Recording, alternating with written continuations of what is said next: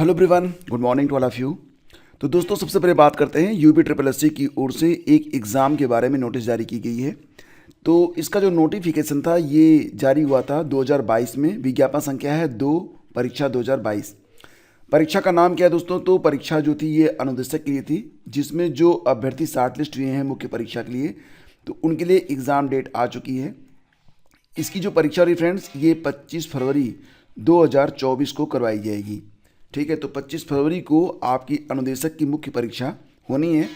और अब आपके जो एडमिट कार्ड हैं, तो इसके निर्गत किए जाने के संबंध में अभ्यर्थियों को वेबसाइट पर अलग समय सूचित किया जाएगा। तो 25 फरवरी को अनुदेशक की परीक्षा होनी है। और फ्रेंड्स, आपको बता दें कि बीएड वर्सेस बीटीसी के मैटर पर कल मध्य प्रदेश शिक्षक भर्ती को लेकर जबलपुर हाईकोर्ट में काफ़ी जोरदार बहस हुई है, जिसमें बीएड की ओर से भी बहुत ही शानदार तथ्य रखे गए। साथ ही साथ बीटीसी की जो एडवोकेट हैं मीनाक्षी अरोड़ा जी, जो कि वर्चुअल रूप से कोर्ट में मौजूद रही थी, उन्होंने भी बीएड के लिए और डीएलएड के लिए भी जो तथ्य रखे हैं, मतलब वो तथ्य ऐसे लग रहे थे कि बहस काफ़ी जोरदार चल रही थी और ऐसा प्रतीत हो रहा था कि कभी बीएड का पलड़ा भारी लग रहा था, कभी बीटीसी का यानी कि डीएलएड का।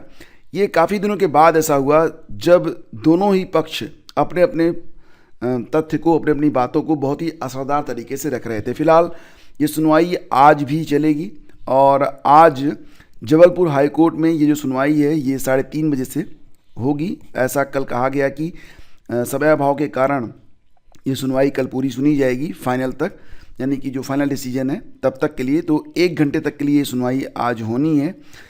फिलहाल फ्रेंड्स, यहाँ पर आपको बताना चाहेंगे कि बीएड की ओर से जो मुख्य बात कही गई वो ये थी कि 11 अगस्त 2023 को सुप्रीम कोर्ट की ओर से जो आदेश आया था, जिसमें बीएड को 1 to 5 के लिए नॉट एलिजिबल माना गया था।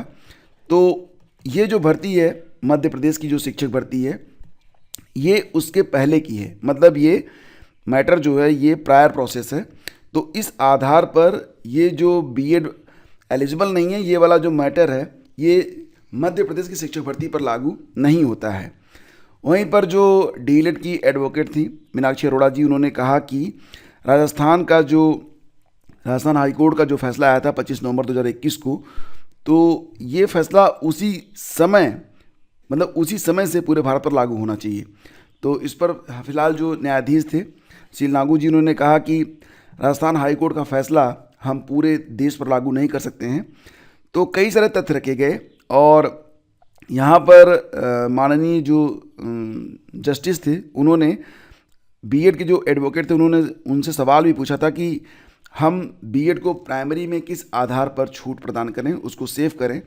तो बीएड के एडवोकेट ने भी कहा कि यह मैटर 11 अगस्त 2000 पहले का है और यह प्रायर प्रोसेस है, इस आधार पर बीएड को सेव किया जा सकता है। फिलहाल फ्रेंड्स, सुनवाई आज भी चलती रहेगी। आज 3:30 बजे के बाद, मतलब 4:30 बजे तक आज सुनवाई होनी है।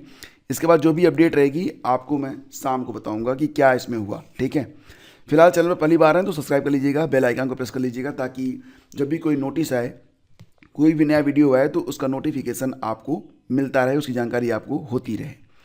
तो फ्रेंड्स, आगे बढ़ते हैं। और कई सारी चीज़ें हैं, जैसे कि पीसीएस में वैकल्पिक विषय हटाने से यूपी वालों को फ़ायदा मिला। तो आपको पता ही है कि 2023 का परिणाम जारी हुआ है। कुल मिला के 251 अभ्यर्थी अंतिम रूप से इसमें चयनित हुए हैं।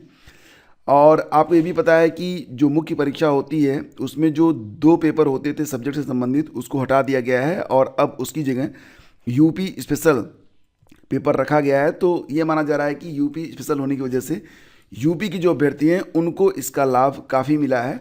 और खबर ये भी निकल के सामने आ रही है, जो कि आप देख रहे हैं, कि लगभग 80% अभ्यर्थी इस बार जो चयनित हुए हैं वो यूपी के हैं। तो मुख्य परीक्षा में यूपी विशेष प्रश्न पत्र शामिल किए जाने का ये असर माना जा रहा है।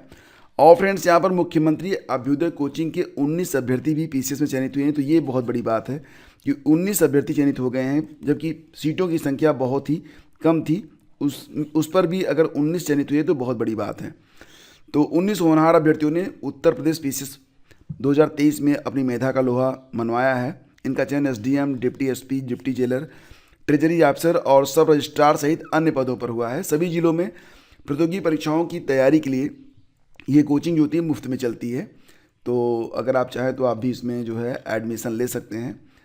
और इसके लिए आपको अपने प्रदेश के विकास भवन में जाके पता कर लेना होगा समाज कल्याण विभाग में।